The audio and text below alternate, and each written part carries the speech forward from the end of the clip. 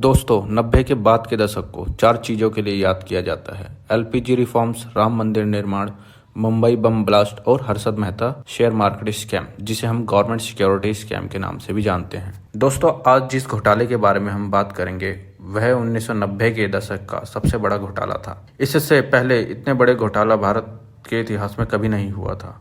जब ये स्कैम सामने आया तो 500 करोड़ रुपए का था। जब इस स्कैम की परतें खुलने लगी तो ये घोटाला 5000 करोड़ रुपए का हो गया था। और इस घोटाले में तत्कालीन प्रधानमंत्री पीवी नरसिम्हा राव का नाम भी सीधे तौर पर लिया गया कि इसमें पीवी नरसिम्हा राव का भी हाथ है। दोस्तों ये घोटाला प्रसिद्ध है स्टॉक मार्केट स्कैम के नाम से, जिसे हम कई बार 1992 के स्कैम के नाम से भी जानते हैं। दोस्तों स्वागत है आपका फ्री स्टडी पर। मेरा नाम है सुनील। दोस्तों इस स्कैम को समझने के लिए सबसे पहले उस समय की परिस्थितियों को जानना जरूरी है। तो आइए चर्चा करते हैं इसके बैकग्राउंड के बारे में। बात 1990 के दशक की है, जब देश आर्थिक तंगी के हालात से गुजर रहा था। आर्थिक हालात के खराब होने का मुख्य कारण लाइसेंस राज सिस्टम था। लाइसेंस राज सिस्टम में सरकार तय करती थी कि फैक्ट्री में कितना उत्पादन किया जाए, उत्पादित वस्तु को बाजार में किस कीमत पर बेचा जाए और कौन सी फैक्ट्री लगाई जाए। इस सिस्टम के तहत उद्योग लगाना बड़ा कठिन काम था। और तो और सरकारी अफसरों में भ्रष्टाचार भी बहुत फैला हुआ था। इस वजह से देश के आर्थिक हालात काफ़ी खराब हो गए थे। सरकारी अफसर किसी भी फैक्ट्री को लगाने के लिए अपने मनमाने तरीके से रूल रेगुलेशन लगाते थे और एक तरीके से रिश्वत लेते थे। तो देश का आर्थिक हालात का नीचे जाने का यह सबसे मुख्य कारण था। दोस्तों देश की आर्थिक हालात इतनी खराब हो गई थी कि विदेशी मुद्रा भारत के पास सिर्फ कुछ दिनों का ही बचा था। विदेशी मुद्रा भारत के पास सिर्फ तेल आयात करने के लिए 7 दिनों का था। यानी 7 दिन के बाद यदि विदेशी मुद्रा का इंतजाम ना हो पाए तो देश के अंदर तेल नहीं आ सकता। और तेल ना आने का मतलब है कि देश के अंदर जितनी भी फैक्ट्रियां चल रही हैं, जितने भी उद्योग धंधे कारखाने गाड़ियां चल रही हैं, ट्रांसपोर्टेशन का पूरा सिस्टम ठप हो जाना और देश का एक तरीके से आर्थिक रूप से दिवालिया हो जाना।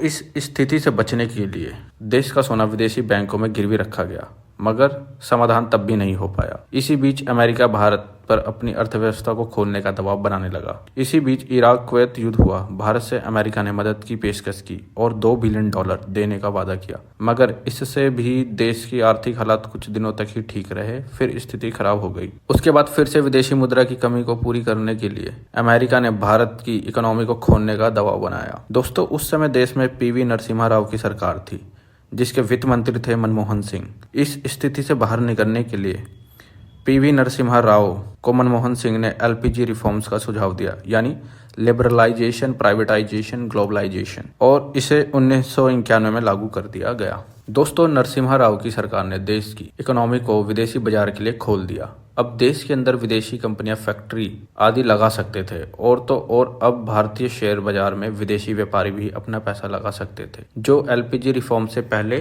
नहीं किया जा सकता था। अब देश में विदेशियों द्वारा निवेश करने का शुभारंभ हुआ और पैसे से पैसा बनाने का काम चल पड़ा।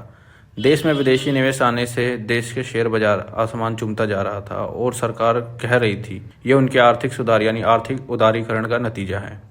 इस समय तक देश की आर्थिक स्थिति में सुधार हो चुका था, सब कुछ ठीक ठाक चल रहा था। तभी अचानक 23 अप्रैल 1992 को अखबार में एक ऐसी खबर छपी जिसने सबको चौंका दिया। ये खबर जुड़ी थी उस समय के शेयर बाजार के बादशाह हर्षद शांतिलाल मेहता के बारे में। दोस्तों हर्षद मेहता उस समय शेयर बाजार का बादशाह कहा जाता था। वो जिस शेयर पे पैसा लगा दे वह आसमान चूमने लग जाते थे। आम लोगों के लिए हर्षद एक आदर्श था जो आम लोग बनना चाहते थे। हर्षद फेमस था महंगे बंगले, महंगी गाड़ी और महंगे कपड़ों के लिए, और आए दिन उसकी मैगजीनों में फोटोएं छपा करती थी। और वह सबसे ज्यादा मशहूर था अपनी टोयोटा लेक्सस कार, जो कि उस समय की 40 लाख रुपए कीमत की हुआ करती थी। तो इतने बड़े हर्षद मेहता की पर्सनैलिटी को देख के लोगों के मन में उसकी तरह बनने की इच्छा होती ही थी। तो कुछ लोगों के मन में ये ख्याल आया कि एक शेयर बाजार का ब्रोकर इतने कम समय में इतना पैसा कैसे कमा सकता है, और वह इसकी जांच में जुट गए। दोस्तों इस स्कैम का खुलासा सुचेता दलाल, जो कि उस समय के टाइम्स ऑफ इंडिया की पत्रकार थी, उन्होंने की। उन्होंने बताया कि हर्षद किस तरीके से बैंकों से पैसा लेता है और 15 दिन के लिए बैंक से पैसा लेके बैंक को वापसी करता है। इस तरीके से वह एक बैंक से पैसा लेता है और दूसरे बैंक को देता है।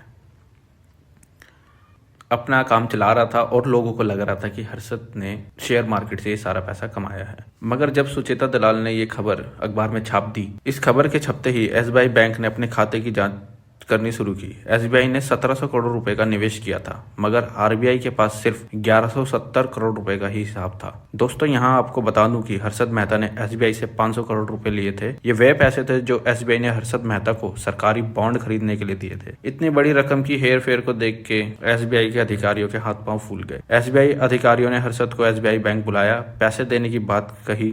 हर्षद ने अपने ऑफिस में सील लगे होने का बहाना बनाकर एसबीआई बैंक को कुछ दिनों के लिए टाल दिया। उसके कुछ समय बाद हर्षद एसबीआई बैंक को उनके पैसे लौटाने लगा। दोस्तों इसी बीच आरबीआई ने इस मामले में दखल दी और एसबीआई बैंक से कहा कि एक ब्रोकर इतनी बड़ी रकम कैसे दे सकता है। तो आरबीआई ने चेक मंगवाया कि हमें चेक देखना है। आरबीआई द्वारा जांच के दौरान पता चला कि ये चेक जो हर्षद उनको दे रहा है वो हाउसिंग बैंक से आ रहा है, जो कि आरबीआई के अंडर ही आता था। दोस्तों यहाँ हर्षद मेहता एक बैंक से पैसा लेता और दूसरे बैंक को दे देता। इस तरह से उसने ये सभी बैंकों के साथ कर रखा था और सभी को लग रहा था कि ये पैसा हर्षद का है और जिस स्टॉक पर हर्षद पैसा लगा देता था वो स्टॉक काफी ऊपर उठ जाता था। मगर जब खुलासा हुआ तो पता चला कि ये हर्षद का पैसा नहीं है, ये तो सरकार का पैसा है जिससे हर्षद खेल रहा है। अब धीरे धीरे परतें खुलनी शुरू हुई। तब पता चला कि एसबीआई के बैंक के 500 करोड़ रुपए का स्कैम अब 5000 करोड़ रुपए का शेयर बाजार स्कैम हो गया। दोस्तों उस समय देश के जितने भी बड़े बैंक थे हर्षद ने सबसे पैसा ले रखा था, कुछ कोऑपरेटिव बैंक से भी पैसा ले रखा था। इन खुलासों के बाद हर्षद का ये share market scam government security scam में बदल गया। दोस्तों इस घोटाले की आंच उस समय मनमोहन सिंह पर भी पड़ी, क्योंकि वह वित्त मंत्री थे और उन्हें इस्तीफे का दबाव झेलना पड़ा। दोस्तों संसद में इस मामले की जांच के लिए जेपीसी का निर्माण किया गया, कांग्रेस नेता रामनिवास वृद्धा की अध्यक्षता में, और साथ ही साथ एसबीआई को जांच का काम भी सौंपा गया। दोस्तों आरबीआई की जानकी रमन कमेटी के अनुसार 4025 करोड़ रुपए का घोटाला किया गया था। इसके बाद हर्षद मेहता को गिरफ्तार किया गया और कुछ समय के बाद जमानत पर छोड़ दिया गया। मगर दोस्तों जैसे ही हर्षद जमानत से छूटा उसके बाद उसने 23 दिसंबर 1992 को हर्षद ने एक प्रेस कॉन्फ्रेंस बुलाई, जिसमें हर्षद मेहता के वकील महेश जेठमलानी ने कहा कि 4 नवंबर 1991 को हर्षद मेहता ने अपने भाई अरविंद मेहता के साथ रेस कोर्स के पीएम निवास पर जाकर 67 लाख रुपए नकद दिए हैं, एक सूटकेस में पीवी नरसिम्हा राव को इलेक्शन फंड के नाम पर और 1 करोड़ रुपए रिश्वत लेने का इल्जाम पीवी नरसिम्हा राव पर प्रेस कॉन्फ्रेंस में हर्षद मेहता के वकील ने लगाया। दोस्तों इस प्रेस कॉन्फ्रेंस ने सभी को चौंका दिया, क्योंकि प्रेस कॉन्फ्रेंस के आगे सीधा आरोप प्रधानमंत्री पर लगाया गया था। दोस्तों आप सोच रहे होंगे कि ये प्रेस कॉन्फ्रेंस हर्षद ने क्यों की। हर्षद चाहता था कि जनता को पता चल जाए कि ये स्कैम हर्षद ने अकेले नहीं किया है, इसमें तत्कालीन प्रधानमंत्री नरसिम्हा राव भी शामिल हैं। ये पहला आरोप था जिसमें प्रधानमंत्री पर किसी व्यक्ति द्वारा सीधा घूस लेने का इल्जाम लगाया जा रहा था। दोस्तों आगे इस स्टोरी में आपको पता चल जाएगा कि क्या ये इल्जाम सही थे या गलत। दोस्तों इस केस की लपटें संसद तक पहुंची, मगर गृह मंत्रालय ने यह कहकर खारिज कर दिया कि हर्षद जिस दिन रिश्वत देने का आरोप लगा रहे हैं उस दिन प्रधानमंत्री अपने निवास पर थे ही नहीं। संसद में विपक्षी दलों ने प्रधानमंत्री नरसिम्हा राव से इस्तीफे की मांग की। कांग्रेस ने हर्षद मेहता मामले को बीजेपी की साजिश बताई ताकि बीजेपी अपनी सरकार बना सके, क्योंकि गठबंधन के दौर की शुरुआत हो चुकी थी। प्रधानमंत्री नरसिम्हा राव ने अपने ऊपर लगने वाले इन आरोपों को खारिज कर दिया। संसद में दोस्तों राव की कांग्रेस सरकार के खिलाफ अविश्वास प्रस्ताव लाया गया, परंतु राव की चालाकी द्वारा यह प्रस्ताव पास न हो सका। संसद में इस प्रस्ताव के पक्ष में 251 वोट डाले गए और विपक्ष में 265 वोट। इस प्रकार राव की सरकार बच गई।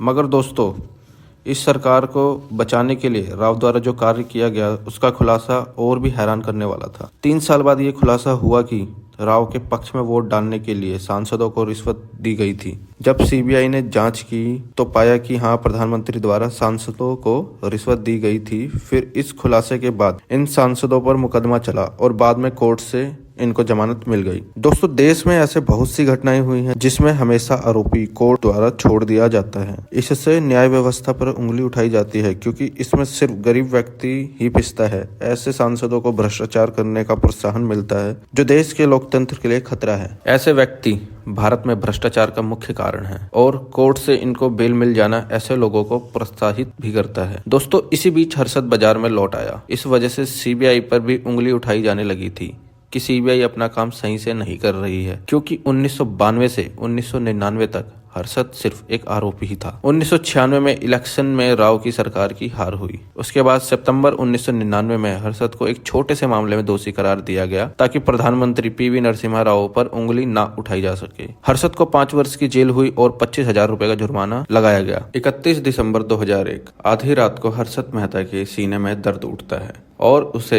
हॉस्पिटल लेके जाया जाता है, परंतु हॉस्पिटल लेके जाने के दौरान ही उसकी मृत्यु हो जाती है। बाद में उसकी इस मृत्यु का कारण एक वजह यह भी बताई जाती है कि हॉस्पिटल लेके जाने के लिए हर्षद मेहता के साथ देरी की गई थी, ताकि उसकी अचानक ही मृत्यु हो जाए और यह साबित किया जा सके कि हार्ट अटैक के कारण उसकी मृत्यु हुई है। खैर, इस तरीके से हर्षद मेहता की मृत्यु के बाद ये केस तो एक तरीके से ठंडे बस्ते में चला गया। परंतु दोस्तों, पीवी नरसिम्हा राव में जो उंगली उठी उसका अभी तक कोई जवाब नहीं मिल पाया। तो 2003 में पीवी नरसिम्हा राव ने एक इंटरव्यू दिया, जिसके अंदर उनसे हर्षद मेहता केस के बारे में पूछा गया। तो उस समय जो नरसिम्हा राव का जवाब था वो थोड़ा असहज था, जिससे ये पता चल जाता है कि हाँ, शायद उनका हाथ हो। फिर जो सीबीआई की रिपोर्ट थी उस पे नरसिम्हा राव दोषी पाए गए थे। तो दोस्तों, ये थी हर्षद मेहता सिक्योरिटी स्कैम की कहानी। आशा करता हूँ आपको ये वीडियो पसंद आई होगी। अगर वीडियो पसंद आई है तो लाइक, शेयर, सब्सक्राइब करें वीडियो देखने